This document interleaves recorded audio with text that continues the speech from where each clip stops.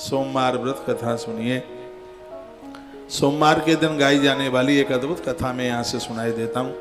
कल सोमवार है, अपना अपना मोबाइल चालू करके द्वारा से आप उसको सुन लीजिएगा। स्कंद पुराण में ये सोमवार व्रत की कथा का वर्णन किया है विस्तार पूर्वक, तो उसी में है।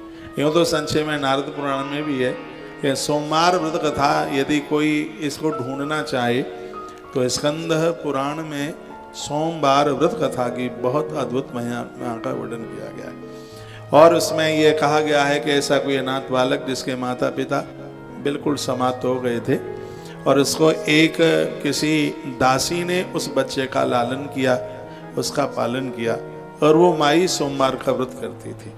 गैया के गोबर से लीप करके नीचे फूल पत्तियां बिछा करके मिट्टी के शिवलिंग बना करके रोज उनका पूजन करती थी, फिर नदी में जाकर के उसको वह प्रवाहित करती थी। यह उसका यह नित्य का काम था। गौ माता के गोबर को धरती पर नहीं गिरने देती और उसको वो हाथ में ही लेती और उसको वह बंधन पूजन करती। और वह बालक अनाथ जिसके माता पिता समाप्त हो चुके थे और इस बुढ़िया ने उस बच्चे को पाला। कहते हैं एक बालक उसके पास में पहले से था, दोनों बच्चे बड़े प्रेम से रहते हैं। कहते हैं कि राजा की मृत्यु हो गई थी, राजा समाप्त हो गया था। उस राज्य का ऐसा नियम था कि हाथी की सूंड पर माला रख दी जाती और वो हाथी जिसके गले में माला डाल देता और उसी को वहाँ की जनता राजा के रूप में स्वीकार कर लेती।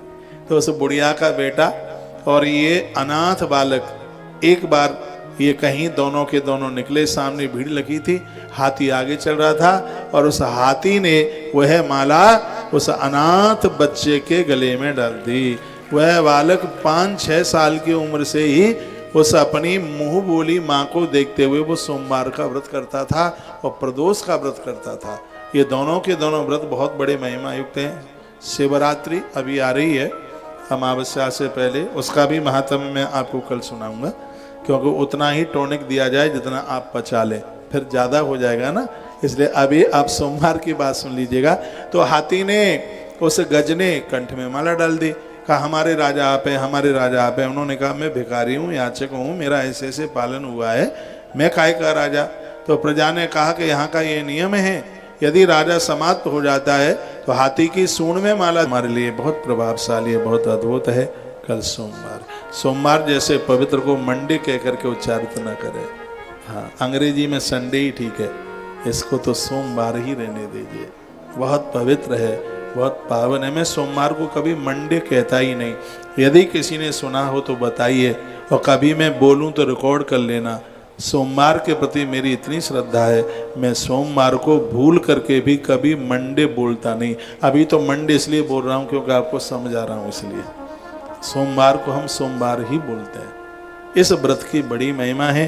तो इसमें आपको करना क्या है, कल शाम को प्राण प्रतिष्ठित मंदिर में आपको 2 दिए लेके जाना है और हो सके तो बेल की डंठल पर थोड़ी रुई लगा के, घी लगा के, थोड़ा कपूर लगा देना और फिर उसको जला लेना। उससे एक दिया इसमें जलाना। जो दिया जल जाए उस जलते हुए दिए को भगवान शंकर जी का जिधर जल गिरता है उधर उसको रख दीजिए। दूसरे दिए को आप उस दिए से जलाएं और ऐसे ढक के ले जाएं। आज ही मैंने बोला कि यदि दिया बुझता नहीं है तो नीचे ज्योत नागलोक तक और ऊपर पितृलोक तक उसकी ज्योत पहुंचती है। सुना आज आपने, संभाल करके लेके जाइए और घर के मुख्य दरवाजे के दाहिने हाथ पर इसको रखिए।